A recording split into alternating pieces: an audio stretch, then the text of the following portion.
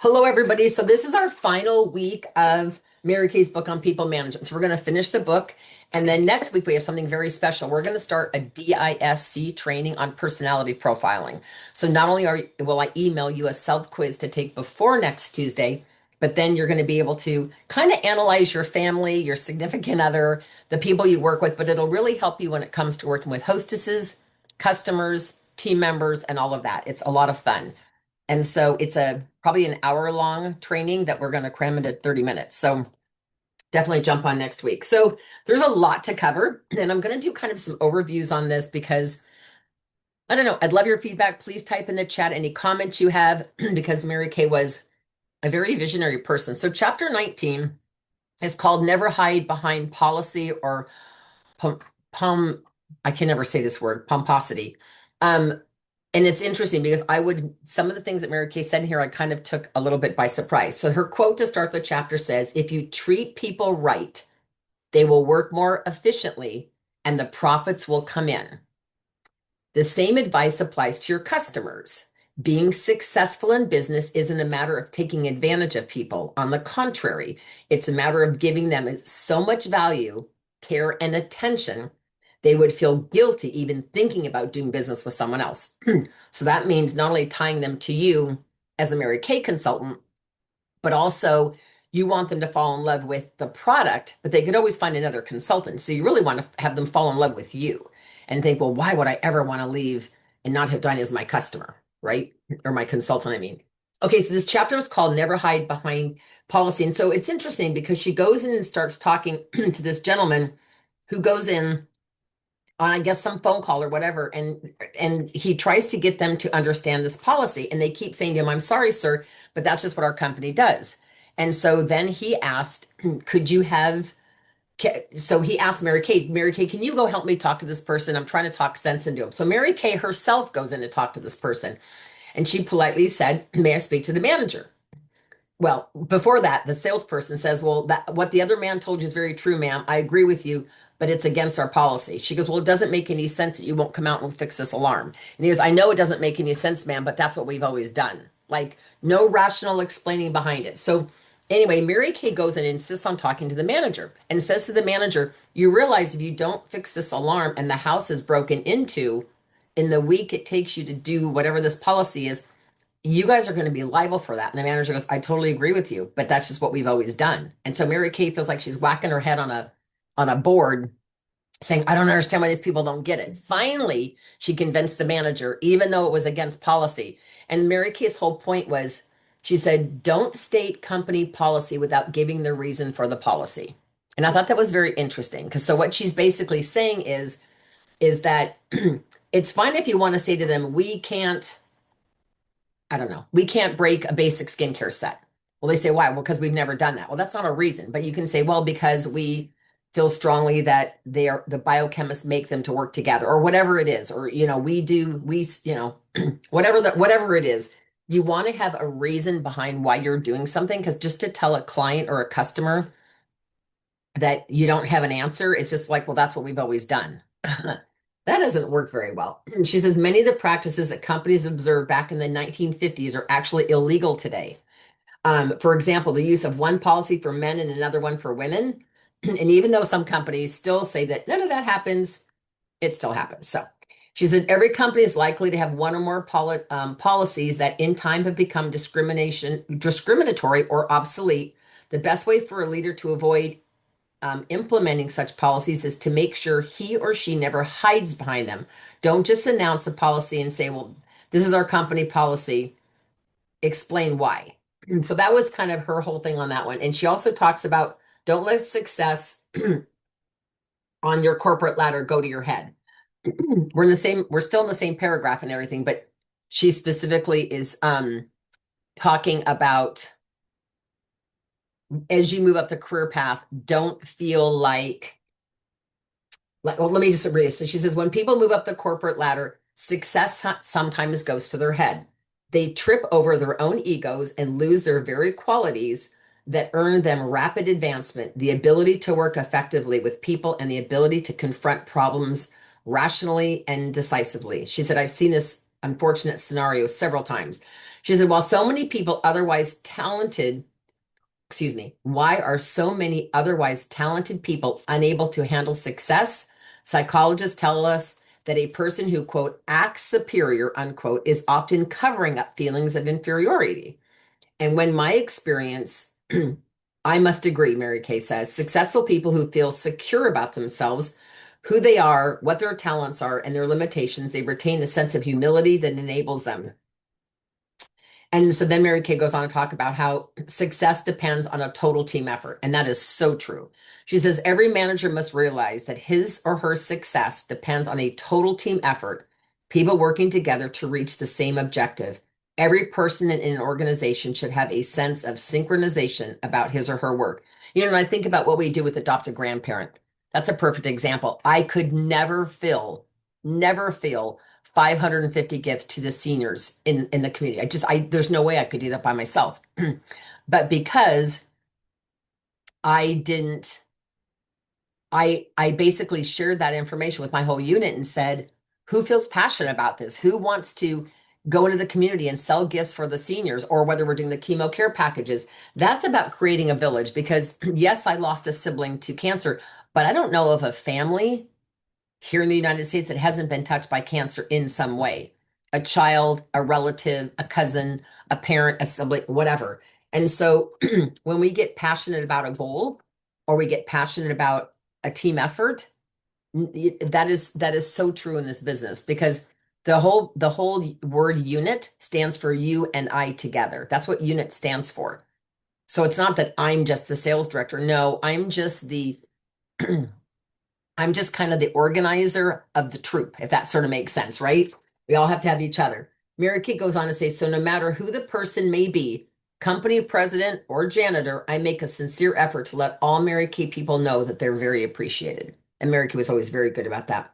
She also has a couple other headings on here. Don't create an atmosphere of haves and have nots, like you can do this and you can't do that. But also, she did not like, she did not want at their corporate building to have like this is the executive bathroom. If you're part of the executive staff, there's an executive staff kitchen and an executive bathroom. She didn't want it to be this hierarchy type of thing where people just felt like, oh, I'm not part of the elite. You know, it created this kind of pompous elitist kind of thing. And Mary Kate didn't want that. She says a leader's success depends on the ability to develop and motivate others. Now, motivation has to come from within. I did my whole master's thesis on motivation gazillions of years ago. And here's the deal, your director or whoever recruited you into Mary Kay or your national, we can inspire, we can encourage, we can believe in you, we can cheer you on, but we cannot motivate you. Motivation has to come from within. We can try to influence you by sharing maybe what's worked for us, but anyway, so Mary Kay goes on and says that most successful sales directors project the image of ordinary people who consciously do their work extraordinarily well. Her success, the director's, is based upon the success of the women she mentors. Her attempt will backfire if she tries to convey to the women in her unit an image of superiority, by implication, undermining their confidence and therefore their capacity to advance.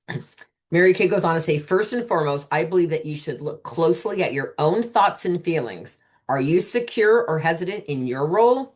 If so, the answer is simple. Do your homework. And she's going to give you these 5 points. So you might jot these down. Number one is always be truthful with your employees. Now, this could go for you if you have a staff of 1 or 2 people or several people. But this also could be reflecting to you and your Mary Kay, even your team. Always be truthful with your employees. If they ask for information that you cannot reveal, just say so. If they ask something that you don't know, say that as well. Most people are very quick to discern a smoke screen. I mean, I have consultants sometimes ask me questions and I said, that's a killer question. Let's call corporate. I honestly don't know. Or if they'll say, where do I find this on In Touch? I used to know most of it. Now it's like I can't find anything. So number two, be consistent in facts and attitude. Not only will this help employees understand you, but it will also allow them to function with security, just knowing that they could count on you to do whatever. Number three, be relaxed and confident when dealing with others. Even something as obvious as using a calm tone of voice can put your employees at ease. Think things through before you say them. Be certain you are saying what you mean and be yourself. Number four, whenever possible, use we instead of I. when discussing your team with others. Word will definitely get back that you accept and respect their contributions. And last but not least, finally, always remember where you came from and bear in mind that your future depends upon your ability to work well with people. While pomp is something that fascinates all of us on occasion, pomposity is never admirable. Admirable. God, I'm having an issue with reading today, least of all in a leader. All right, chapter 20. It's kind of interesting. It was on being a problem solver. And her quote in the beginning says, "You should let possibilities command the leadership of your life, remembering that there is something wrong with every idea. Just correct the problems. Never let a problem be an excuse for stopping, and don't turn your problem into an excuse." And I could so hear Mary Kay saying that. So Mary Kay said there's no such thing as a problem-free business, right? And no matter what business you're in, most of the problems are people related. Simply surviving or weathering these problems is not enough. You, as the leader, must take steps to resolve them. So she says, here are some of the patterns. Number one, recognize that there is a problem. What is the problem? Number two, and not analyze it, an analysis of the problem. And it's interesting because if you do this with a group of people, what you see as the problem might be not what they see. Like when Mary Kay Corporate came out and visited, oh my God, I want to say they did over 15 or more locations across the US with the what was going to be the new starter kit. And it was like, did the directors in Chicago say something different than the directors in Dallas versus the directors in Portland, Oregon versus the directors in the Bay Area? Like, did we all say the same thing?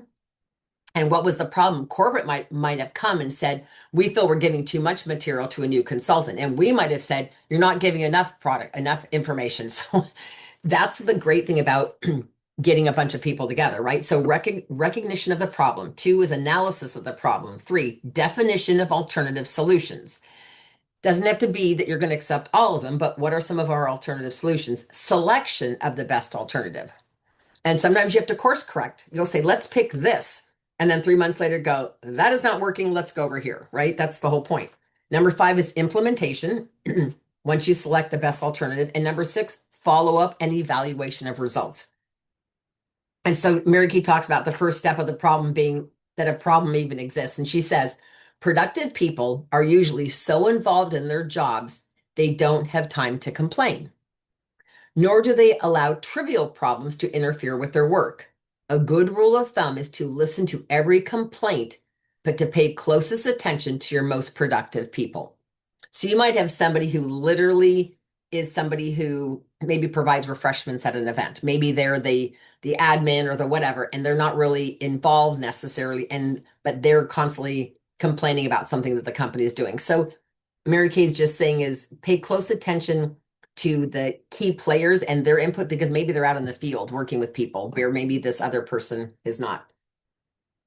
And then she says, determine whether the problem is valid. And I thought that was really interesting. She says, of course, every problem needs to be examined to see if it's valid.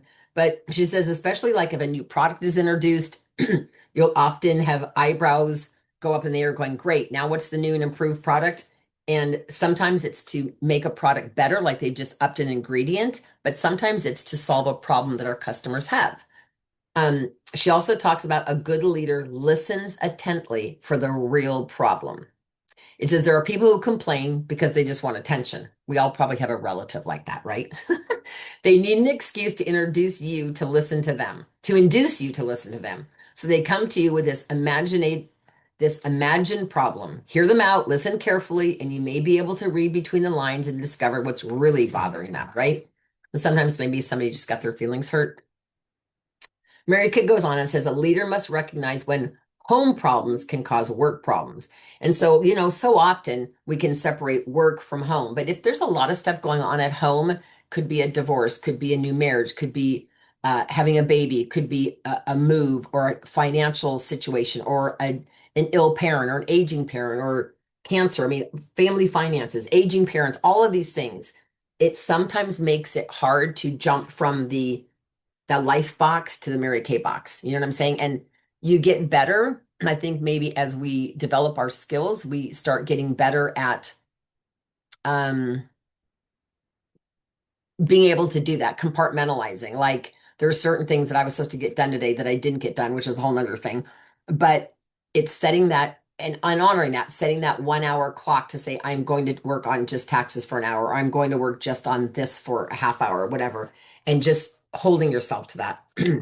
Okay, so then Mary Kate goes on to say, discover possible solutions to the problem. And she said, one important step in problem solving is to diagnose the exact nature of the problem. So let's say you're great at selling. You've got customers, you're selling skincare sets, but you have zero follow-up. Like you sell to them and then you wait for them to call you in a month, 3 months, 6 months. And there's people on your PCP list, the preferred customer program, you're thinking, who are these people? When did I facial her? I don't even know who this lady's name is because you've never contacted her since then. So identify the problem. Lack of a system is the problem. What's the real problem? There's no setup system or timeline to meet them, follow up, get them, you know what I'm saying? There is no system, no birthday system, no contact system, no regular system. So here's the deal. You can beat yourself up over that and feel sorry for yourself and get mad. Or you can say to yourself, you know what? This system isn't working. Starting today, early April, I'm going to draw a line in the sand and moving forward, I'm going to fix this. And then I'm going to go back and each week reach out to 3 customers a week or 5 customers a week and let them know that I dropped the ball and I'm really excited about my new system. So it's just understanding that you have a problem and that not you necessarily personally have a problem, but that there is a problem that needs to be addressed. All right. Chapter 21 is interesting. It's called Less Stress, which I thought was cute. And Robbie, if you don't mind, I'm just going to turn your camera off because otherwise, just for right now, this thing doesn't stream well. All right. So Mary Kay's opening quote on this chapter is the purpose of work. Now think about this. The purpose of work is to provide happiness and security for your loved ones and you. Your happiness and theirs are intertwined. What's good for you is ultimately good for them. To stay healthy, you must eat nutritious foods, exercise, and pursue activities that reduce stress in your life. Could be music, could be going for a walk, whatever. And it can very well mean more relaxation and even on occasion, pampering yourself. All right. So she talks about less stress. Now, there are a few things in here I underlined, which I thought were really cute. For example, she says, and you know, Mary Kay, she used to say, family first, career second, and Mary Kay third. She goes third, not 33rd, but third. So she wants it to be a priority. And I remember she'd slide her glasses down and look at us like that. So she says, she's talking about reducing stress, right? And she says, I didn't say eliminate. Then she goes on to say, some stress is desirable, even necessary. For instance, we all know that a long distance runner is likely to perform better under the impetus of strong competition or under the competitive pressure of a once in a lifetime opportunity. An Olympic skier or ice skater will set a world record. Likewise, actors perform better before an audience than in an empty rehearsal hall. To paraphrase John Barrymore, if you ever lose the butterflies during a performance, you've lost your audience. And I, both as a salesperson and as a speaker, have often felt the flow of adrenaline, the body's normal reaction to stress. As we all know, under certain conditions, stress can heighten one's performance. And we don't want to eliminate it completely. Rather, we must recognize the difference of stress and the various circumstances. They always say that butterflies are good, right? And I'm always amazed when I go to seminar and I hear the queen crowned. And she'll say stories like, I didn't know that I could possibly be queen this year because I had a stroke and they took my driver's license away. So I had to ride a bicycle to all my parties. And we're all sitting here thinking, what? It's like she had an obstacle, she overcame it, and she's making things happen. And so you could look at that as a really stressful thing. Or say, you know what, I have a bill to pay and it's due April 15th. Let's say you owe the government $1,000 for your taxes, right? And so how can you put $1,000 aside, sell 2,000? What would you need to do? Like this is where the thinking cap has to go on. This is what the Mary Kay family is so good at. I might call Celeste and Lori, I might call Connie, I might call Melanie and just say, you guys, I need you to put your thinking caps on and call me back in 20 minutes or half hour. Tell me what is the greatest idea you have where I can generate $2,000 worth of sales in a week. Because then I can put 1,000 in my pocket or pay the government or whatever, right? So Mary Kay goes on to say, a friendly, productive environment begins with you, the leader. Now remember, this book's about being a good leader. And Mary Kay says, this is so good. As a leader, I believe in creating a friendly, relaxed working atmosphere. Life is too short to do otherwise. As I have said repeatedly, people perform better when they're happy and feel at ease with their leaders. Obviously, then, a friendly, productive atmosphere begins with you, the leader. Your mood directly affects the moods of those who report to you, right? And he talks about how being indecisive can cause stress to your whole team. Like, and for a fact, who was this person? A leader who cannot confront a district sales manager for an office equipment company once confided in Mary Kay. This is literally what he said. Mary Kay, I'm completely frustrated in my job. The vice president of sales told me that my territory was doing poorly and said, quote, I want it humming. Do you do what you have to do to get things moving, unquote. He never even gave me a quota, so I have no idea, the slightest idea, what he expects my territory to produce. Nor do I know why he says we're slipping. Our sales volume has increased over the last 12 months. My salespeople are doing well and we're adequately servicing our accounts. I've asked him to be more specific, but he refuses to spell it out. He simply says it's your job to decide what has to be done. So this poor guy is up in arms and whacking his head, thinking, you say I'm not performing. You said I need to get my numbers up, but my numbers are up. Can you give me a benchmark? It would be almost like if I gave you a bow and arrow. I gave you a whole queue of arrows and a bow, right, to do like archery. And I put you out in the middle of the field. And 20 minutes later, I come back and I say, so Celeste, how are you doing? Are you getting better? And she goes, well, I don't know. I think so, but I don't have anything to aim at. So I'm just pulling back. I'm just letting arrows go. Now, if I put about 4 bales of hay out there in a big tall stack, and after 20 minutes, Celeste goes, this is great. Instead of me hitting it 1 out of 4, I'm hitting all 4. I'm hitting the bale. I am getting better because she's got a benchmark. She's got something to go after. So as a leader, you have to realize sometimes your team needs that, and sometimes your director needs you to step up and do that. And sometimes we need our nationals to do that for us. And that's where we just kind of go, where am I at and what do I need to do to be the best version of me? So she talks also about a good leader provides direction. I know I'm got to run out of time here. She says people want strong leaders who give them a sense of direction. They feel comfortable with a leader who lets them know exactly what he or she wants and what's expected of them. And that's about being part of the goal, right? All right. People often say to Mary Kay, in your present position with so much responsibility, you must have far greater stress than you did back in the early days of your career. And she says, well, many people think that that's true. She says, I disagree. For me, the stress was far greater when I had to worry about enough money to put food on the table, pay the rent, and buy clothes for my kids. The insecurities I endure from those, the insecurities I endured from those uncertainties were far greater than those I now encounter. The last chapter calls Develop People from Within, and the quote at the beginning says, leaders teach, they motivate, they care. For them, life is never lonely at the top. Leaders make sure that the way to success is always broad enough and straight enough for others to follow in their footsteps. And she said, they try very hard to always promote from within the company. So she says they once posted a position. This is not about the time she was writing this book, and there was only going to be one opening, right? And they had over 25 people apply for just this one position within the company. And she said that only after all 25 employee applications have been interviewed and given careful consideration do we ever go outside the company to fill the position. In most cases, the job will go to one of our own people. The exceptions are usually highly specialized jobs like chemists, microbiologists, that kind of thing. She goes on and talks about how a good leader will train her replacement. Every leader realizes that her advancement depends in part upon how well she trains others to take over her present position. And you guys know that if I can be a successful director after 30 something years, there is so much I don't know. But you know what? You learn to figure it out and you just land on your own 2 feet, right? Seek out assistance at every level by literally saying, people, I need your help. In fact, I can't do my job effectively without you. I have learned more from watching all of you, especially sometimes the new consultants. I'll say, how did you pack for that party? And you'll show me and I'll go, I never thought of that because I've been doing it maybe the same way for 10 or 20 years, right? Mary Kay talks about build with people from within the organization. And she said, somebody actually offered Mary Kay in 1967. I never knew this. A group of businessmen offered Mary Kay $100,000 back in 1967 for an exclusive franchise in Alabama for a Mary Kay branch.